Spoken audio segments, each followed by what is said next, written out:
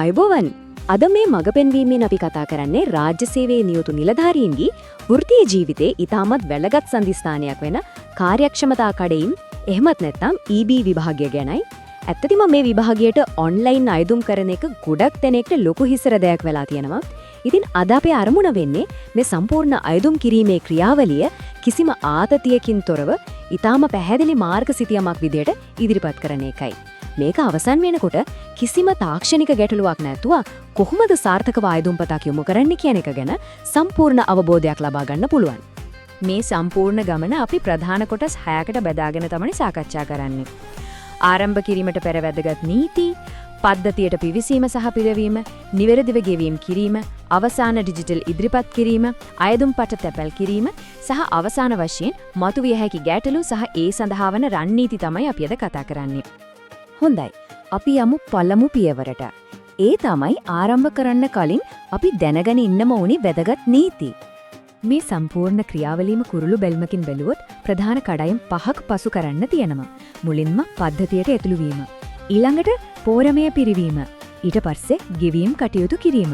හතරවෙනියට digital අවසන් ඉදිරිපත් කිරීම සහ අවසාන වශයෙන් භෞතිකව ලේඛන තැපැල් කිරීම. මේ හැම පියවරක්ම එකිනෙකට සම්බන්ධ නිසා මුල ඉඳන්ම අවධානයෙන් ඉන්නට ගොඩක් වැදගත්. මේ පියවර ඊටාම තීරණාත්මකයි. මෙතනදී අනිවාර්යෙන්ම කරන්න ඕනි දේවල් වගේම කිසිසේත්ම නකල යුතු දේවල් පැහැදිලිව අඳුර ගන්න ඕනේ. අයදුම්පත පිරිවිය යුත්තේ ඉංග්‍රීසි භාෂාවෙන් විතරමයි. ඒ වගේම වළංගු ජාතික හැඳුනුම්පත් අංකයක් සහ SMS එකක් ලබා ගන්න පුළුවන් ක්‍රියාකාරී ජංගම දුරකථන අංකයක් දීම අනිවාර්යයි. අනෙක් අතට විශේෂ සංකේත, ඒ කියන්නේ ස්පෙෂල් කැරක්ටර්ස් පාවිච්චි කිරීමෙන් සම්පූර්ණයෙන්ම වැළකිය යුතුයි. එක්කෙනෙකුට ඉදිරිපත් කරන්න පුළුවන් එක අයදුම්පතක් විතරයි කියන එකත් තරේ මතක තියාගන්න. වෙනත් අයගේ හැඳුනුම්පත් අංක පාවිච්චි කරන එක නම් කිසිසේත්ම නොකළ යුතු දෙයක්. දැන් අපි බලමු දෙවන පියවර. ඒ තමයි පද්ධතියට පිවිසීම සහ තොරතුරු පිරිවීම. මුලින්ම donuts.lk වෙබ් අඩවියට ගිහින් our services යටතේ තියෙන online applications තෝරගන්න ඕනේ. මෙතනදී ගොඩක් කල්පනාකාරී වෙන්න ඕන කාරණයක් තියෙනවා. ඒ තමයි Tamanට අදාළ විභාගය ඊටාම නිවැරදිව තෝරගන්න එක. මොකද සැරයක් විභාගයක් තෝරගෙන ඉස්සරහට ගියාට පස්සේ ආයෙක වෙනස් කරන්න පද්ධතියෙන් ඉඩ දෙන්නේ නැහැ. ඊට පස්සේ apply බොත්තම ඔබලා ඉස්සරහට යන්න පුරුවන්. ඊළඟට අපිට හමු වෙන්නේ පද්ධතියේ ආරක්ෂක ద్వාරය. මෙතනදී ජාතික හැඳුනුම්පත් අංකය, ජංගම දුරකථන අංකය සහ ඊමේල් ලිපිනය ඇතුළත් කළාම අනන්‍යතාවය තහවුරු කරන්න අනිවාර්ය ඉලක්කම් 6ක OTP කේතයක් SMS එකක් විදිහට එනවා. මේ OTP එක නිවැරදිව පද්ධතියට ඇතුළත් කළොත් විතරයි ඊළඟ පියවරට යන්න පුරුවන් වෙන්නේ. දත්ත ඇතුළත් කරගෙන යනකොට මේ වෙනස අවබෝධ කරගන්න එක ගොඩක් වැදගත්. අවශ්‍ය නම් ඇතුළත් කළ තොරතුරු සේව් බොත්තමෙන් తాවකාලිකව සුරකින්න පුරුවන්. එතකොට පස්සේ ඇවිත් වෙනස්කම් කරන්නත් පුළුවන්.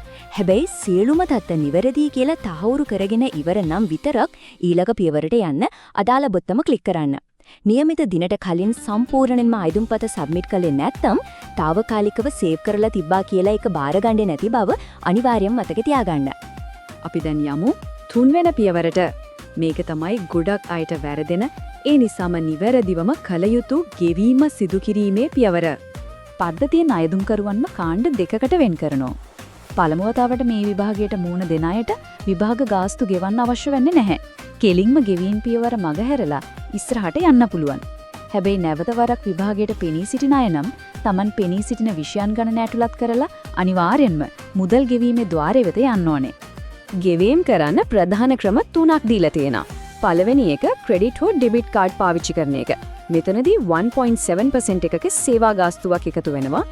දෙවෙනි ක්‍රමය තමයි ලංකා බැංකුවේ B app හෝ Flex app පාවිච්චි කරන එක.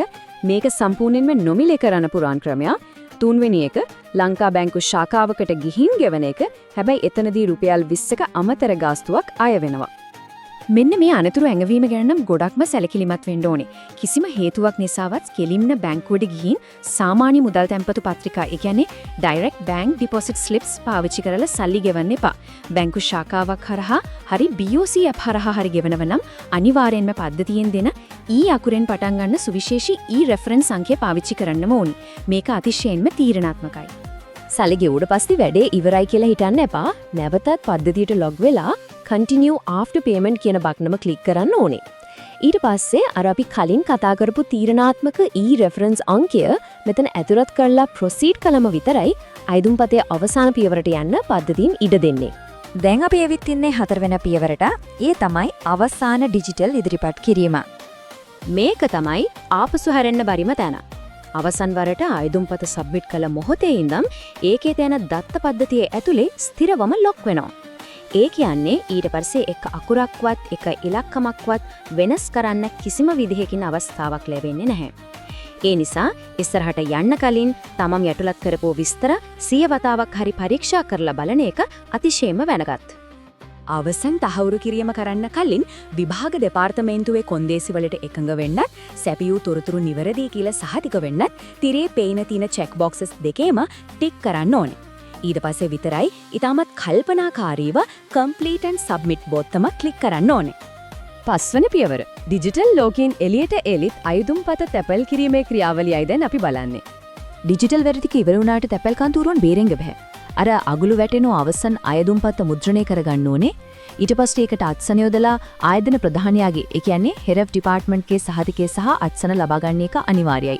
මේ ඔක්කොම සම්පූර්ණ කරාට පස්සේ අදාළ ගැසට් නිවේදනයේ තියෙන ලිපිණයට ලියාපදිංචි තැපැල්ලෙන් ලැබලා ඒ ලැබෙන තැපැල් ලදුපත පරිස්සමට තියාගන්න. 6 වෙනි පියවර. මොන හරි ගැටලුවක් આવොත් කරන්නේ මොකද්ද? සහ මේ ක්‍රියාවලිය රණනීති ගැනයි දැන් අපි කතා කරන්නේ. හදිස්සියවත් මොන හරි අවුලක් කියොත් කතා කරන්නේ කාටද? විභාගය ගැන සාමාන්‍ය ගැටලු නම් අදාළ අමාත්‍යාංශයටත්, අයදුම්පත ගැන ගැටලුවක් නම් ආයතනික විභාගාංශයටත්, තාක්ෂණික දෝෂයක් නම් තොරතුරු තාක්ෂණාංශයටත් කතා කරන්න පුරුවන්. විශේෂයෙන් මතක තියාගන්න BOC ගෙවීම් සම්බන්ධ ගැටලුවක් ආවොත් ඒකටම වෙනුණු 1975ක් ක්ෂණික දුරකථන අංකයට කතා කළොත් ඉක්මන් විසඳුමක් ලබා ගන්න පුරුවන්. මේ සම්පූර්ණ කතාවම රණනීති 3කට ගොනු කරන්න පුළුවන්. පළවෙනි එක අවසන් වරට සබ්මිට් කරපු ඩිජිටල් පිටපතේ තියෙන තොරතුරු විතරමයි අවසන් තොරතුරු විදියට සලකන්නේ. දෙවෙනි එක අයදුම්පත සාර්ථකයි කියලා එන SMS පණිවිඩය තමයි නිල ඩිජිටල් රිසිට් පත වෙන්නේ. තුන්වෙනි එක තමයි වැදගත්ම නීතිය. print කරාට පස්සේ ඒ කොලයේ පෑනෙන් කිසිම අකුරක් හරි වෙනස් කිරීමක් හරි කළොත් අයදුම්පත සම්පූර්ණයෙන්ම අවලංගු වෙනවා. ඉතින් අවසාන වශයෙන් තැපැල් කන්තරුව වඩ යන්න කලින් මේ ප්‍රශ්නේ අහලා බලන්න. තමන්ගේ මුද්‍රිත අයදුම්පතේ කිසිම පෑන් පහරක් නැහැ කියන එකත් අදාළ නිල අත්සන් ඔක්කොම තියෙනවා කියන එකත් තහවුරු කරගෙනද තියෙන්නේ. එහෙමනම් ඔන්ලයින් කරපු ලොකුම මහන්සිය සාර්ථක භෞතික අයදුම්පතක් බාඩපත් වෙලා ඉවරයි. කිසිම බයක් සැකක් නැතුව දැන් EB විභාගයට මුහුණ දෙන්න පුරුවන්. තවත් මේ වගේම වැදගත් මඟ පෙන්වීමකින් අපි නැවත හමු වෙමු. මෙවැනි වීඩියෝ දර්ශන දිගටම ලබා ගැනීමට සබ්ස්ක්‍රයිබ් කරන්න.